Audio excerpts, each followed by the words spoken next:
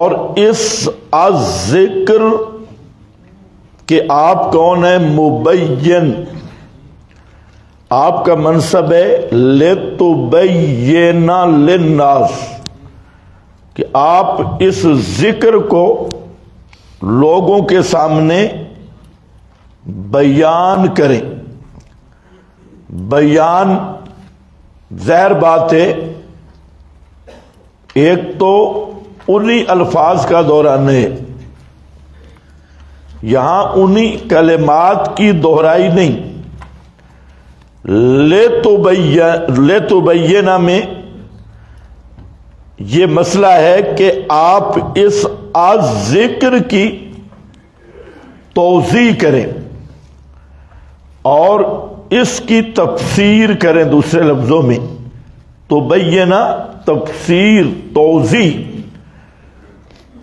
تو کل میں نے ذکر کیا کہ نبی پاک صلی اللہ علیہ وسلم کا منصب کیا ہے؟ مبین قرآن ہونا، شارح، مفسر۔ تو یہ آپ کی اللہ تعالی کی طرف سے شان بھی ہے اور ذمہ داری بھی ہے۔ لِتُبَيِّنَ لِلنَّاسِ مَا نُزِّلَ إِلَيْهِمْ انزلنا الیک الذکر، یہ الذکر کو ذرا ذہن میں رکھنا ہے۔ الذکر کیونکہ دوسرے مقام پہ ہے انا نحن نزلنا الذکر وَإِنَّا لَهُ لَحَافِظُونَ۔ اس نقطہ کو سمجھنا ہے۔ اللہ فرماتے ہیں کہ ہم نے الذکر کو نازل کیا اور ہم ہیں اس الذکر کی حفاظت کرنے والے۔ تو ہے الذکر سے مراد قرآن پاک، لیکن سوچنے والی یہ بات ہے کہ یہاں قرآن کا وصف الذکر کیوں آیا؟ مقام حفاظت میں بھی اور مقام تبیین میں بھی۔ یہ ذرا غور کرو، لعلہم یتفکرون، اس میں غور و فکر کرو کہ اللہ تعالیٰ نے جس چیز کی حفاظت کا ذمہ لیا تو اس مقام پر بھی کیا ہے؟ الذکر۔ اور جہاں پیغمبر کا منصب بیان ہوا تو جہاں پر بھی کیا ہے؟ الذکر۔ دونوں آیتوں میں یہ بات قطعی طور پہ آ رہی ہے اور انشاءاللہ آگے بھی آئے گی کہ الذکر کا محفوظ ہونا یہ من جانب اللہ، اللہ تعالیٰ کی ذمہ داری ہے۔ الذکر کی حفاظت کس کی ذمہ داری ہے؟ اللہ تعالیٰ کی۔ اب الذکر قابل عمل تب بنے گا کہ اس کی تبیین ہوگی۔ تو جیسے الذکر قرآن کا محفوظ ہونا اِنَّا لَهُ لَحَافِظُونَ کا فرض ہے، اسی طرح بیان القرآن کا محفوظ ہونا بھی اِنَّا لَهُ لَحَافِظُونَ کا فرض ہے۔ اگر بیان ضائع ہو جائے اور صرف ذکر باقی رہے تو وہ محتاج بیان ہوگا، اور جب تک اس کا بیان نہیں تو اس پہ عمل معطل ہے، اس پہ عمل ہو ہی نہیں سکتا۔ تو یہاں یہ دو نقطے ذہن میں رہیں کہ مقام حفاظت پہ بھی لفظ الذکر ہے، اور جب پیغمبر کا مقام بیان ہوا، اگر سمجھنا ہے پھر پوچھ لینا، پیغمبر کا مقام بیان ہوا تو یہ بھی ہے ان انزلنا الیک الذکر، ہم نے نازل کیا تیری طرف الذکر لے تبینا، تیری طرف کیوں آیا؟ تاکہ آپ اس کو کھولیں، اس کی توضیح کریں، اس کی تفسیر کریں۔ تو معلوم ہوتا ہے ذکر کو تبیین کی ضرورت ہے، بغیر تبیین کے الذکر پہ عمل ہو سکتا نہیں۔ تو اب نفس الذکر محفوظ رہے اور لتبینہ کا بیان ضائع ہو جائے تو ذکر معطل ہے، اس پہ عمل نہیں ہو سکتا۔ ذکر قابل عمل تب بنے گا کہ پیغمبر کی تبیین بھی ساتھ ہو۔ آپ میری بات سمجھ گئے؟ پیغمبر کی تبیین، اور تبیین رسول یہی سنت ہے، یہ مزید بھی بات کھل جائے گی، یہی شرع ہے، یہی تشریح، یہی توضیح ہے۔ تو یہ جو بدبخت کہتے ہیں جی حدیث محفوظ ہی نہیں، اور ذخیرہ احادیث تو اس کی اللہ نے حفاظت کا ذمہ لیا ہی نہیں، اللہ نے قرآن کی حفاظت کا ذمہ لیا۔ تو یہ ذرا نقطہ ذہن میں رکھ لے کہ مقام حفاظت پہ اللہ نے کیا ذکر کیا ہے؟ اِنَّا نَحْنُ نَزَّلْنَا القرآن نہیں، الذکر۔ اور پھر پیغمبر کا جب منصب بیان کیا تو وہاں پر انزلنا الیک الذکر لتبین، میں یہ کہہ رہا ہوں کہ الذکر آیا، ذکر محتاج بیان ہے یا نہیں؟ اگر نہیں تو لتبین کا کیا ماننا؟ تو جب ذکر محتاج بیان ہے، اس کے بیان کی ضرورت ہے، اسی لیے انزلنا الیک، تیری طرف اس لیے بھیجا تاکہ تو اس کی تبیین کرے، اس کی تفسیر کرے، اس کی وضاحت کرے، اس کی تشریح کرے۔ تو اب پیغمبر کی جب تشریح کی ضرورت ہے، تبیین کی ضرورت ہے، تو میرا سوال ہے کہ ذکر محفوظ ہو اور بیان ذکر، تبیین ذکر وہ ضائع ہو جائے تو ذکر پہ عمل ہو سکے گا؟ پھر تو ذکر پہ عمل ہو سکتا ہی نہیں۔ تو ذکر پہ عمل تب ہوگا کہ جیسے ذکر محفوظ ہے اس کا بیان بھی محفوظ ہو، اس کی تبیین بھی محفوظ ہو، جس کا لازمی نتیجہ یہ ہے کہ جو آدمی حدیث کو محفوظ نہیں مانتا وہ بدبخت ذکر قرآن اس کو معطل قرار دے رہا ہے، اور قرآن مقدس پہ وہ عمل کر سکتا ہی نہیں۔ اور جو اسی لیے ہم کہتے ہیں جو حدیث کا منکر ہے در حقیقت وہ قرآن کا منکر ہے، کیونکہ پھر تو قرآن پہ عمل معطل ہے۔ اس کو مزید ہم کھولیں گے تو یہاں اتنی بات ذہن میں رکھ لو، لِتُبَيِّنَ لِلنَّاسِ۔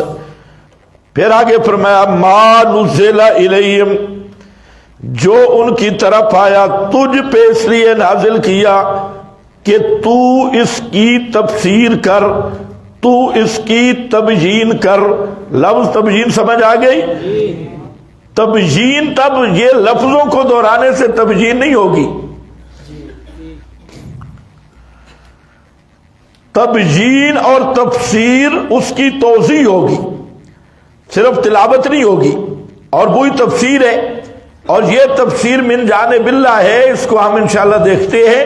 تو یہی نقطہ ذہن میں رکھ لو، اور ایک ہی نقطہ حجیت حدیث کے لیے کافی ہے۔ پہلے بھی آپ نے دیکھا کہ یہ اس بات کا تقاضا کر رہا ہے کہ جیسے قرآن محفوظ ہے اسی طرح اس قرآن کے بیان کا محفوظ ہونا بھی ضروری ہے۔ اگر وہ بیان قرآن کہیں ضائع ہو گیا تو پھر قرآن پہ عمل ہو سکتا نہیں ہے، کیونکہ قرآن اللہ نے فرمایا تیری طرف ہم نے اس لیے بھیجا، ورنہ تو اللہ تعالیٰ یہ بھی کر سکتے تھے کہ قرآن پاک کا ایک ایک نسخہ عرب کے بزرگوں کو مل جاتا، ابو جہل کو ایک نسخہ مل جاتا، عتبہ شیبہ کو مل جاتا، تو دوسروں کو مل جاتا۔ اسی طرح ہر آدمی محقق علی الاطلاق وہ تو عربی تھے، آپ کے جو اجمی ڈنگر ہیں منکرین حدیث، ان کو تو ایک لفظ کا سیدھا معنی نہیں آتا، یہ تو اجمی ڈنگر ہیں، اور وہ تو عربی تھے، فصیح اللسان تھے، بلاغت، فصاحت، لفظ، ترجمہ اور معنی مفہوم وہ سب جانتے تھے، لیکن فرمایا نہیں، ذکر ہم نے تیری طرف بھیجا، اس لیے بھیجا کہ آپ اس ذکر کی تفسیر کریں گے۔ معلوم ہوتا ہے ذکر کے لیے مبین کا ہونا ضروری ہے۔ فرق اتنا ہے، پرویزی کہتے ہیں، منکرین حدیث کہتے ہیں ہم مبین ہیں، ہم کہتے تم ڈنگر ہو، تم مبین کا ہو، تمہاری تبیین کی کوئی حیثیت ہی نہیں، کیا تمہارا کیا پدی کا شوربہ، تم وہ ہو ڈنگر جن کو بسم اللہ کا معنی نہیں آتا اور محقق علی الاطلاق بنے ہوئے۔ تو پیغمبر کی تبیین یہ منصب نبوت سے، اور یہی تبیین یہ من جانب اللہ ہے، یہ اس میں پیغمبر کا اجتہاد بھی نہیں، تبیین قرآن یہ من جانب اللہ ہے، منزل من اللہ ہے، اور یہی بھئی خفی ہے، یہی بھئی غیر مطلوب ہے۔ کل والا سبق سنا ہے تب بھی ٹھیک، نہیں سنا تب بھی ٹھیک، آگے ذرا چلو۔ لِتُبَيِّنَ مَا نُزِّلَ إِلَيْهِمْ وَلَعَلَّهُمْ يَتَفَكَّرُونَ۔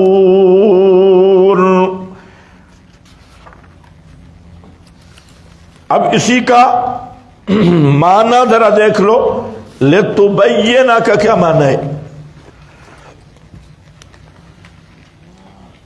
فَتُفَصِّلَ لَهُمْ، تُبَيِّنَ کا معنی فَتُفَصِّلَ لَهُمْ مَا أُجْمِلَ،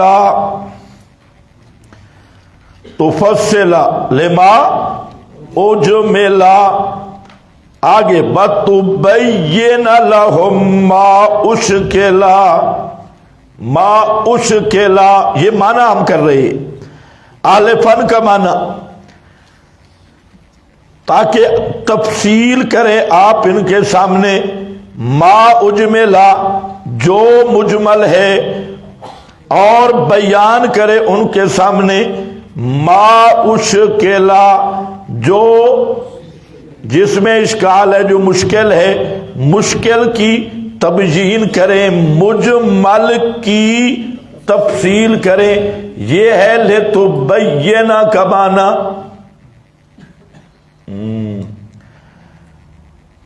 اور یہ ٹبر کیا کہتا ہے؟ نہیں تبیین کا معنی ایتے پڑھو، تبیین لِتُبَيِّنَ کا معنی ہے آیات پڑھو، وہ تبینہ نہیں ہے، وہ تلاوت ہے، وہ الگ کام ہے۔ یتلو علیہم تلاوت الآیات الگ ہے۔ یہ دھوکہ یہ دیتے ہیں لِتُبَيِّنَ کا معنی ہے قرآن پڑھو، قرآن پڑھنا تبیین نہیں، قرآن کے مجمل کی تفصیل، مبہم کی تفسیر، محتمل کی تعجین، یہ ہے لِتُبَيِّنَ، یہ ہے قرآن کی تفسیر۔ پھر میں کہہ رہا ہوں، پہلے بھی میں ذکر کیا کہ قرآن کریم کی آیات 3 قسم پہ ہیں۔ نمبر 1 الآیات البینات، اکثر حصہ قرآن مقدس کا الآیات البینات جن کو کہا گیا، اور محکمات جن کو کہا گیا، یعنی قطعی الدلالت، بالکل واضح مبین، خود بخود واضح، انہیں تفسیر کی ضرورت نہیں ہے۔ ان کی مثال سورج والی ہے۔ سورج کو دیکھنے کے لیے کسی لائٹ یا کسی بیٹری یا کسی اور چیز کی ضرورت محسوس کرنے والا دماغی مالی خلیہ کا مریض ہو سکتا ہے کہ لائٹ جلائے بھی میں سورج دیکھنے کے لیے بیٹری لگا رہا ہوں، تو سورج خود بخود واضح ہے، اس کے لیے کسی لائٹ شیڈ کی ضرورت نہیں ہے۔ اکثر حصہ جو عقائد پر مشتمل ہے، اصول پر مشتمل ہے، وہ بالکل واضح ہے، اور اسی اعتبار سے قرآن مقدس کو تبیان کہا گیا، تفصیل کل شے کہا گیا، کتاب مبین کہا گیا، الآیات البینات کہا گیا، آیات نابینات کہا گیا، تو وہ اسی حصہ کے لحاظ سے ہے، اور وہ اصول اور عقائد ہیں جو بالکل واضح ہیں۔ اور اسی پر آپ نے پڑھا نور الانوار میں اور کتب میں کہ خاص بین بے نفسے ہی ہے، ظاہر کیا ہے، نص کیا ہے، یہ ایسی چیزیں ہیں جو محتاج بیان نہیں ہیں، یہ خود بخود واضح ہیں۔ اگر کوئی چیز ان کا بیان بنے گا تو وہ ناسخ بنے گا، بیان نہیں بن سکتا، کیونکہ خود جو واضح ہو اسے بیان کی ضرورت نہیں۔ یہ ایک پورا حصہ ہے۔ اور دوسرا حصہ ہے قرآن پاک کا، اس کو حکماً متشابہ بھی کہہ دیتی ہے، اور وہ تین چیزیں ہیں۔ وہ ایک ہے مبہم، اس کے لیے تفسیر ہے، مجمل اس کے لیے تفصیل ہے، محتمل اس کے لیے تعجین ہے، محتمل للمعانی اس کے لیے تعجین ہوگی۔ اب یہ جو حصہ ہے یہ قابل بیان ہے، قابل تبجین ہے، اس کی تفسیر کی ضرورت ہے۔ تو یہی بات انہوں نے کی ہے، تفصل لہم ما اجملا وتبین لہم ما اشکلا، تو یہی آپ کو ملے گا اور عبارات میں بھی۔ تو اس بات کو ذہن میں رکھ لیں۔ اب لتبینا خود بتا رہا ہے کہ کچھ حصہ قابل بیان ہے قرآن پاک کا، اور تیسرا تھا وہ متشابہ حقیقی، جس کا حقیقی معنی اللہ کے سوا کوئی بھی نہیں جانتا، اس پہ بحث بھی ہو گئی۔ وما یعلم تاویلہ الا اللہ، مزید انشاءاللہ آل عمران میں اس پہ آئے گی گفتگو۔ تو آپ یہ ذرا تقسیم ذہن میں رکھ لیں۔ یہ جو منکرین حدیث ہیں ان کو شیطان نے یہاں گردن سے پکڑا ہے۔ یہ صرف وہ بھینگا جو میں نے مثال دی تھی 2 گلاس دیکھنے والا، تو یہ بالکل ذہنی بھینگے ہیں۔ انہوں نے ایک قسم کی آیات دیکھی اور فوراً جب کوئی مسئلہ کہ جی قرآن تو تبیان لکل شیء ہے، قرآن تو مفصل اور تفصیل کل شیء ہے، قرآن تو آیات بینات کتاب مبین، تو صرف وہ، اور یہ پہلو نہیں دیکھیں گے لتبین بھی ہے، یعلمہم الکتاب بھی ہے، بار بار آ رہا ہے۔ یہ بھی ایک پہلو ہے، اور یہ پہلو ہے محتاج تفسیر، اور اس کی جو تفسیر پیغمبر کریم صلی اللہ علیہ وسلم نے کی وہ تفسیر ہے من جانب اللہ، اور اسی کا نام وحی خفی ہے۔ اب آگے ذرا دیکھیں، المراد بہذا التبیین تفسیر المجمل۔ اچھا، اس میں یہ جتنے روافظ، للڑ اینڈ کمپنی اور بریلر، یہ جتنے، یہ بھی حقیقت میں منکر حدیث ہیں اور منکر قرآن بھی ہیں۔ انہوں نے ایک اور شتونگڑی کی ہوئی ہے، اور انہوں نے یہ کہا، انہوں نے کہا قرآن پورا مجمل ہے، پورا مبہم ہے۔ انہوں نے کہا پورا مبین ہے، یعنی دونوں بھیگے۔ تو قرآن پاک کی آیات بتلائیں گی کہ ایک حصہ اس وہ بیان تفسیر ہے، اور اکثر قرآن جو عقائد وغیرہ کا بیان ہے وہ بالکل کتاب مبین الآیات البینات، تو یعنی دونوں افراد تفریط میں۔ ایک یہ اہل بدعت فرقے، تو یہ قرآن سب کو مجمل کہتی ہے، اور اس کے مقابلے وہ اہل الحاد ہے تو وہ پورے قرآن پاک کو وہ سمجھتے ہیں کہ یہ مبین، تو وہ متشابہات کا بھی انکار کریں گے۔ اور اس میں کیونکہ الآیات البینات محکمات کے مقابل متشابہات بھی موجود ہیں، اور متشابہات کی بعض کے اندر میں دکھاؤں گا کہ متشابہات حکمی یہ ہیں، اور متشابہات حقیقی وہ ہے ما یعلم تاویلہ الا اللہ۔ تو یہ 3 حصے ذہن میں ہونے چاہیے، اور تینوں نصوص سے ثابت ہیں۔ اب دیکھو، امام ابو حنیفہ رحمہ اللہ کی وہ بات ذہن میں رکھ رہے ہیں، خاص بین بے نفس ہی ہے، مطلق یجری علی اطلاق ہی، العموم اس کی تخصیص اخبار احاد سے نہیں، کیونکہ نسخ بن جاتا ہے، مطلق کی تقیید نسخ بنتا ہے اور خاص کی تفسیر وہ نسخ بنتا ہے۔ یہی بات امام صاحب نے سمجھائی ہے جو میں آپ کے سامنے رکھ رہا ہوں کہ جو خود واضح ہے اسے بیان کی ضرورت نہیں، بیان تقاضے ابہام کا کرتا ہے۔ دونوں طرفیں سمجھ گئے یا نہیں؟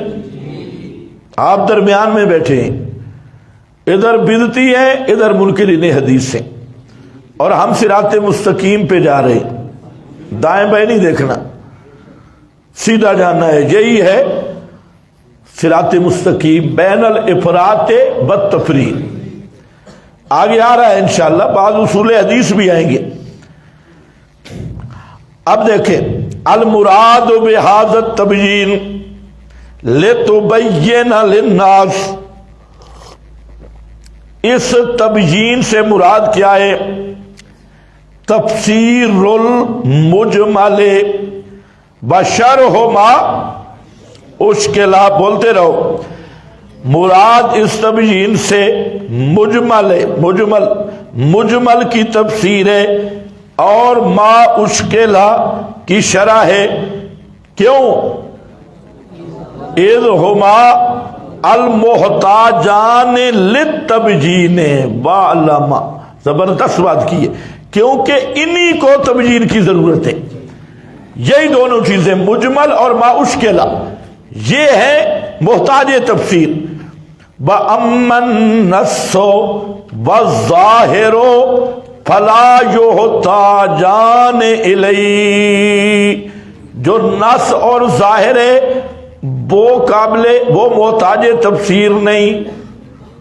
جو میں نے بات کی سمجھ آئی؟ وہ حصہ محتاج تفسیر نہیں ہے، وہ حصہ وہی ہے جو الآیات البینات اور کتاب مبین جس حیثیت سے قرآن کو کہا گیا، تو وہ نص ہے، ظاہر ہے، خاص ہے وغیرہ جو ضوابط پڑھتے ہیں۔ تو اور اسی پر میں نے آپ کو کہا کہ وہ حصہ مشتمل بر عقائد ہے، عقائد اور اصول پر مشتمل ہے، اور بالکل اس میں کوئی ابہام نہیں۔ اگر کوئی عام جٹ عربی اس حصہ کو سنتا ہے تو اصولی عقائد، توحید وغیرہ وہ اس سے سمجھ سکتا ہے، توحید، رسالت، قیامت، اور اسی طرح موٹے موٹے مسائل اور واضح مسائل وہ بالکل سمجھ سکتا ہے۔ عام امی آدمی بھی سنے تو وہ سمجھ لے گا، اور وہی اصول ہیں، تو وہ محتاج نہیں ہے۔ محتاج تفسیر کیا ہے؟ مجمل ما اشکلہ میں یہی ہے، ما اشکلہ میں یہی چیز ہے کہ محتمل للمعانی، ایک ہی لفظ کے متعدد معنی آ رہے ہیں، تو وہاں کون سا معنی مراد ہے؟ یہ۔ اسی طرح بعض آیات سے بعض مسائل کا جو استخراج ہے وہ بھی اسی میں داخل ہے۔ ہاں بھائی، ما اشکلہ، اگلی یہ روح المعانی ہے۔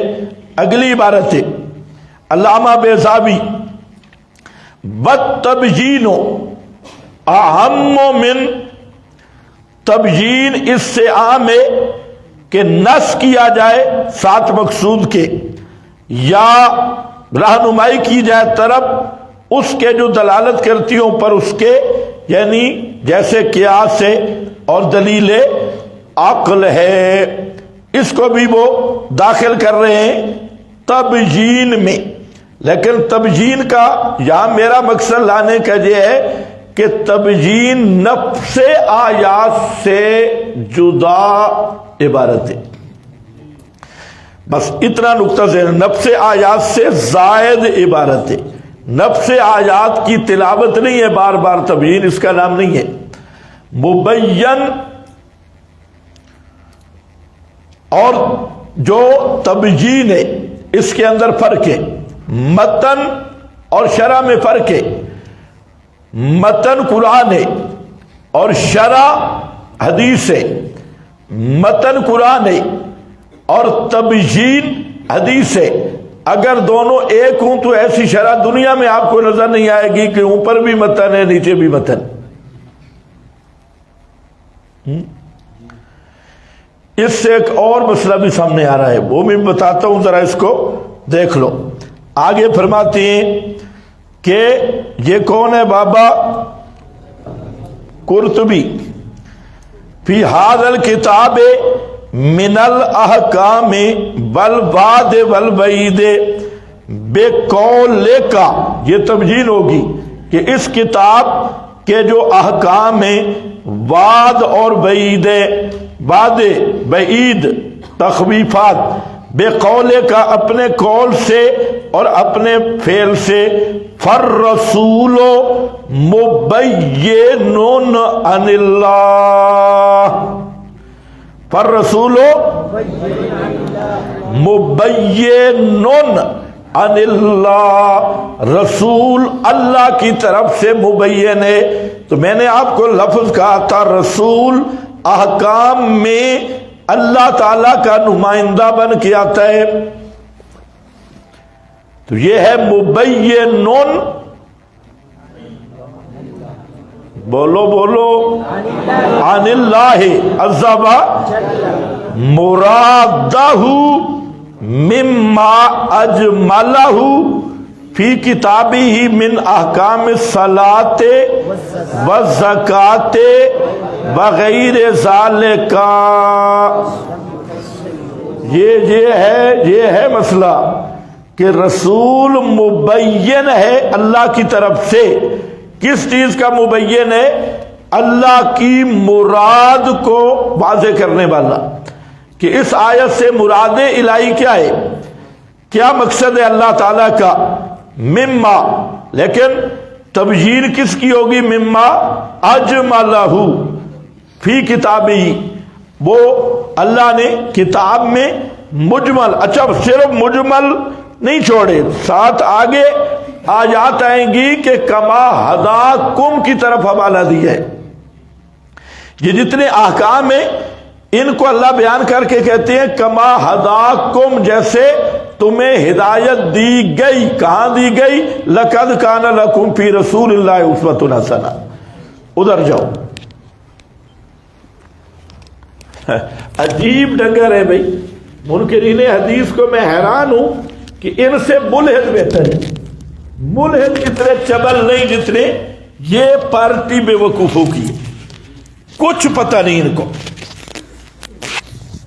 اچھا، وہ من احکام الصلاۃ والزکاۃ وغیر ذالک، نماز کے احکام میں. اب پورے قرآن میں دیکھیں کیا آپ کو ملے گا؟ اقیم الصلاۃ، آتوا الزکاۃ، یہ ملے گا. پھر قرآن پاک آپ دیکھیں تو قرآن نے ایسے ان کو پابند کیا کہ لغوی معنی لے ہی نہیں سکے. نماز کے اجزاء ذکر کیے، اور اجزاء بھی مجمل. کہیں آپ کو ملے گا رکوع، کہیں ملے گا آپ کو سجدہ، کسی اور جگہ پہ آپ کو ملے گی فقرؤ ما تیسر قرات، کہیں آپ کو ملے گا قوموا للہ قانتین. اب یہ الگ الگ اجزاء، اس کی حیات ترکیبی کیا ہوگی؟ پورے قرآن میں نہیں. کیا حیات ہوگی نماز کی؟ یہ تو آپ کو چند چیزیں مل جائیں گی، رکوع ملے گا، سجدہ بھی مل جائے گا، قرات بھی مل جائے گی، تسبیح بھی مل جائے گی، اوقات بھی مل جائیں گے، نماز کی حفاظت کا حکم بھی ملے گا، دوام کا حکم بھی ملے گا، اقامت کا حکم بھی ملے گا. تو یہ موٹے موٹے اجزاء آپ کو قرآن سے ملیں گے. لیکن نماز کی حیات کیا ہوگی؟ کیسے ادا کریں گے؟ ترتیب کیا ہوگی؟ تو وہ ہے کما ہداکم لتبین للناس. اس کے لیے پیغمبر کی جو سیرت اور آپ کا طریق ہے اس کی طرف قرآن حوالہ دیتے ہیں. اگر پیغمبر کی بات حجت ہی نہیں اور کوئی حدیث حجت ہی نہیں یا حدیث محفوظ ہی نہیں تو کما ہداکم کا حوالے کا کیا مطلب ہے؟ آگے تو چیز ہی کوئی نہیں ہے اور اس میں رسول موجود ہی نہیں جب پیغمبر کا معاذ اللہ اسوہ موجود ہی نہیں تو قرآن کس چیز کا حوالہ دے رہا ہے؟ اور پیغمبر کریم صلی اللہ علیہ وسلم کی مقرر کردہ یہ ہیئت صلاۃ، اس سے ہٹ کر دنیا کا کوئی منکر حدیث نماز کی ہیئت بتا دے کیا ہے؟ تحریک السلامین تک کام نہیں ہوگا، کیونکہ تحریک السلامین اگر ہے تو رکوع بھی ہوگا، اور رکوع میں اس کو تحریک السلامین کرنی ہوگی، پھر سجدہ بھی ہوگا، سجدے میں بھی تحریک السلامین کرنی ہوگی، اور پھر قرات کہاں ہوگی، پھر تسبیح کیسے پڑھیں گے، وہ کدھر سے پڑھے گا، کہاں پڑھے گا؟ ہیئت کی میں بات کر رہا ہوں، ہیئت قضائیہ صورت یہ کہاں سے لے گا؟ تو جب تک حدیث ساتھ نہیں آئے گی، سنت نہیں آئے گی، تبیین رسول نہیں آئے گی، اقیم الصلاۃ معطل ہے۔ جب اقیم الصلاۃ معطل ہوگی تو قرآن پہ ایمان ہوگا؟ تو اس لیے یاد رکھ لو، انکار حدیث عنوان ہے، اصل میں یہ انکار قرآن ہے۔ عنوان یہی دیا، جیسے غیر مقلد ہے انہوں نے تقلید کا انکار یا فقہ کا انکار عنوان بنایا، اور حقیقت میں وہ حدیث کے منکر ہیں۔ ان کا ہر مبلغ رسول بنا ہوئے، ہر مبلغ بات اپنی کرتا ہے اور اپنی بات پہ بھی کہتا ہے قال رسول اللہ، حالانکہ وہ بات رسول نے نہیں فرمائی ہوتی۔